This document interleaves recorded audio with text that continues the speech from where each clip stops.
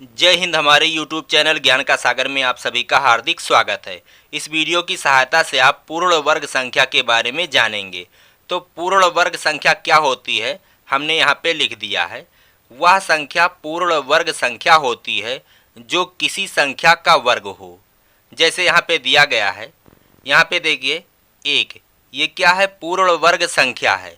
ये किस संख्या का वर्ग है?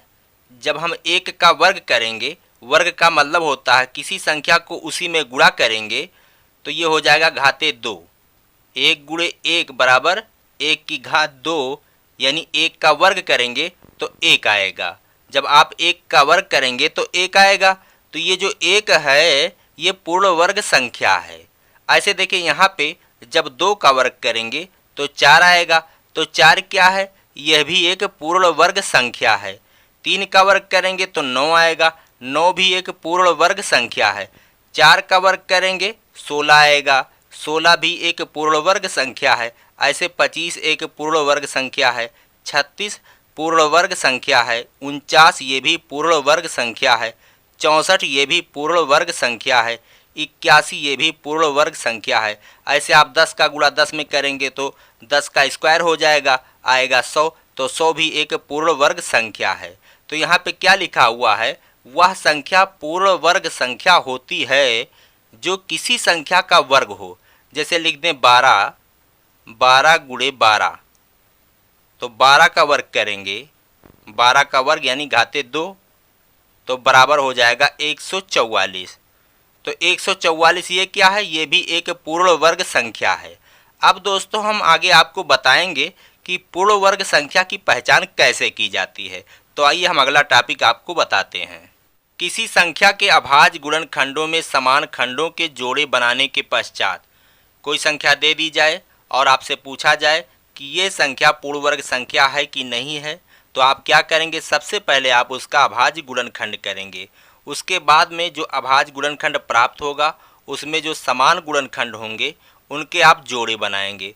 जोड़े बनाने के पश्चात यदि उनमें से कोई अभाज्य गुणनखंड शेष नहीं रहता, अगर कोई अभाज्य गुणनखंड शेष नहीं बचता, तो वह पूर्ण वर्ग संख्या होगी, वह पूर्ण वर्ग संख्या होती है।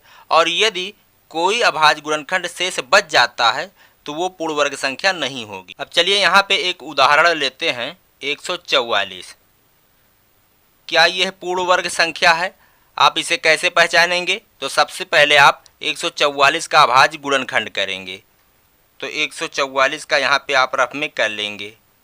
2 से कट रहा है, 2 सत्ते 14, 2 दूना 4, 2 से पुनः कटेगा, 2 तियाएँ 6 और 2 छक्के 12, 2 इक्केम 2, 2 अट्ठे 16, 2 नवैया 18।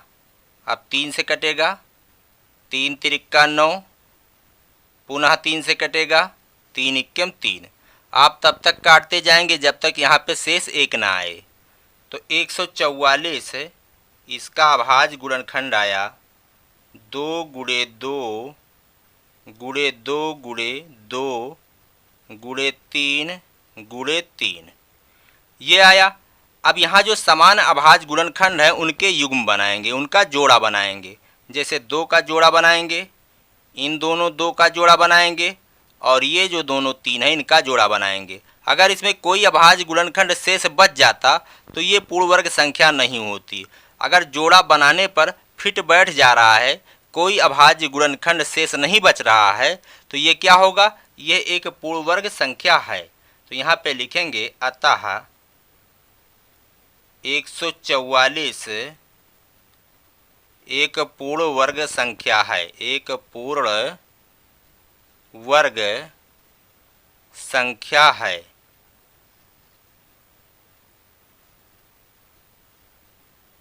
अब चलिए हम अगला उदाहरण देखते हैं। चलिए दूसरा उदाहरण लेते हैं। 360, क्या यह पूर्ण वर्ग संख्या है या नहीं है? कैसे पहचानेंगे? सबसे पहले 360 का अभाज्य गुणनखंड करेंगे।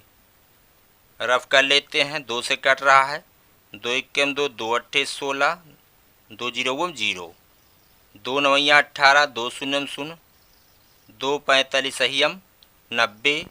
फिर 3 से कट रहा है, 3 इक्केम 3 और 3 पंजे 15, पुनः कटेगा, 3 पंजे 15, फिर 5 से कटेगा, 5 इक्कम 5। तो 360 का जो अभाज्य गुणनखंड आया वो आया 2 गुणे 2 गुणे 2 गुणे 3 गुणे 3 गुणे 5। अब यहाँ जो समान अभाज्य गुणनखंड हैं उनके आप जोड़े बनाएंगे। तो इस 2 का जोड़ा बन गया। अब यहाँ देखिए इसका जोड़ा नहीं बन रहा है, 3 का जोड़ा बन रहा है और 2 का और इस 5 का जोड़ा नहीं बन रहा है। तो इस तरह से ये क्या होगा, ये पूर्ण वर्ग संख्या नहीं है।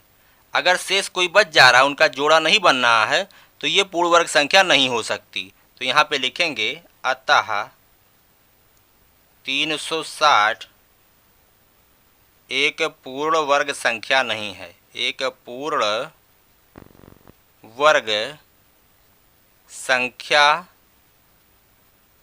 नहीं है।